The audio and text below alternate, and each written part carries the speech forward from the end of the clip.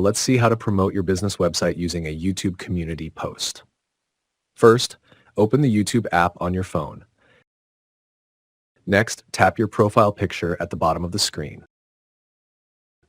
Here, tap your channel name to open your YouTube channel. Now look for the Community tab and tap it to open the Community section. Here, you can create either a text post or an image post to help promote your website. In this video, I'll be creating an image post with some text, along with a link to the business website.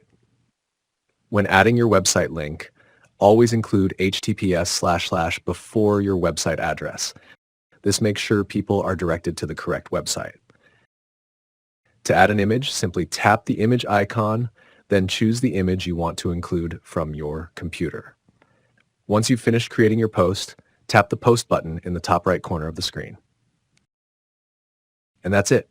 This is how you can create a YouTube community post to help promote your business website. With that, we've reached the end of this video. If this helped you, please subscribe to the channel and don't forget to like, share, and leave a comment below.